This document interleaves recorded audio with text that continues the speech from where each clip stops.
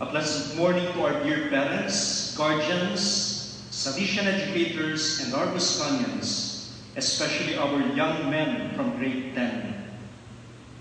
Today is a day of thanksgiving.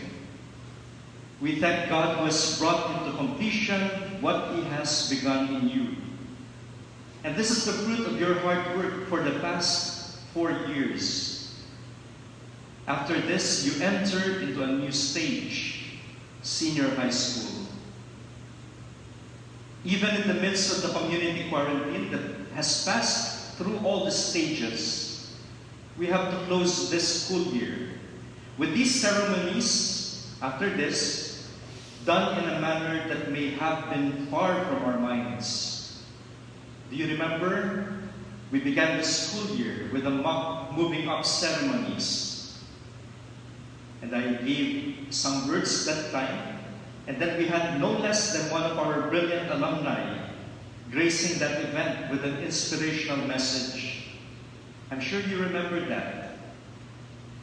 And we looked forward to you together with your parents marching on stage to receive your certificates and every award that you would be getting. Indeed, no one saw this coming. Our expectations were not fulfilled. Such are the many things that we experience in life. This pandemic of epic proportions was not expected by the world.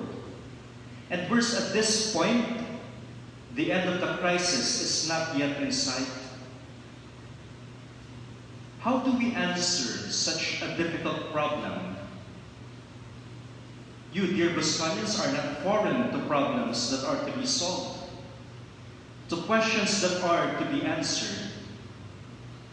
Your names are in the roster of those who would complete junior high school, who would be moving up today, because you have proven that you were capable of surmounting problems and questions. However, in life, there are difficult questions and problems. And for some of these, there are not even answers. We have dark moments. We venture into the unknown. We grapple with the uncertain. We have mysteries that we just cannot fully comprehend. And in front of these, there is only one thing we can do: believe. In the first reading, we heard about the prophet Amos, chosen by the Lord to prophesy to the people of Israel. And Israel is in the north, so he was asked to prophesy to the people of the north, and they were not his own. Why? Because he was from the south. But the Lord's words that he delivered were not to the liking of the people. So what happened? He was slandered and persecuted, spurned and rejected. And one of the most painful words one could hear are the scornful words, "Go home," when one is rejected in a place where he is alien. Pag kayo yung mga basketball players and you are the visiting team, tapos meron nakita, no, na siguro may dayaan o kaya yung you're not good enough. At may mga sisigaw na, "Go home, uwi na lang kayo." No? Ang sakit nun. And that was done to Amos. It was a blow and maybe a problem that was difficult to comprehend. And with that, he tells his story. "I was no prophet, nor have I belonged to a company of prophets. I was a shepherd and a dresser of sycamores. The Lord took me from following the flock and said to me, 'Go prophesy to my people Israel.'" Parang hindi ko naman ginusto ito, pero tinawag ako ng Panginoon. Go and prophesy. Kaya nga, ito, ginagawa ko yung trabaho ko. I'm doing the mission God has entrusted to me. And now, he continues, "Now, hear the word of the Lord." It was a brave move.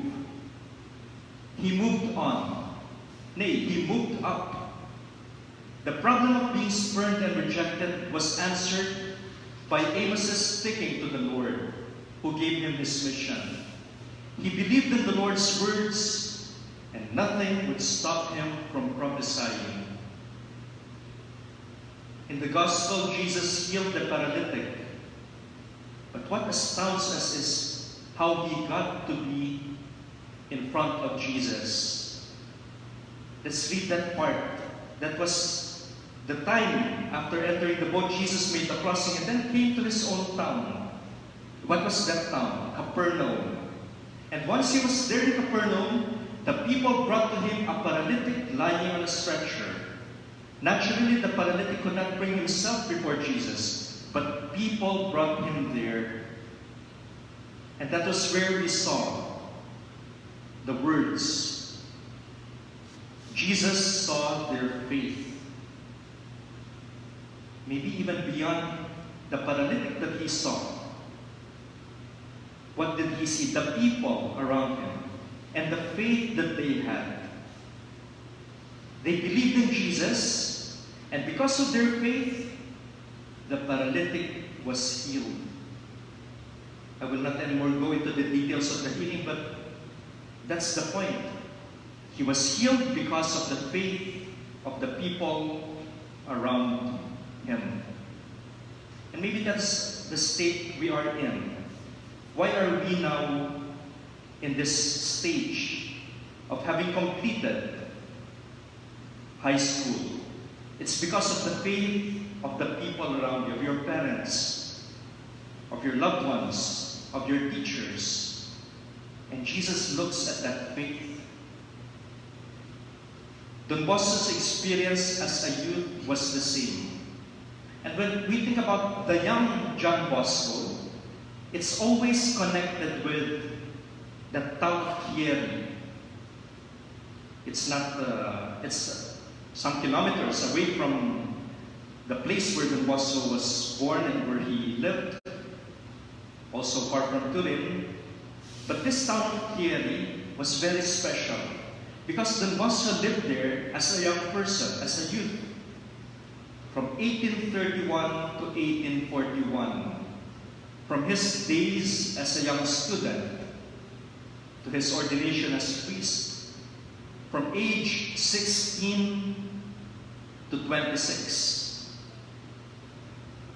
My dear Bosconians, for completing your junior high school, your age falls in that category, 16 to 26.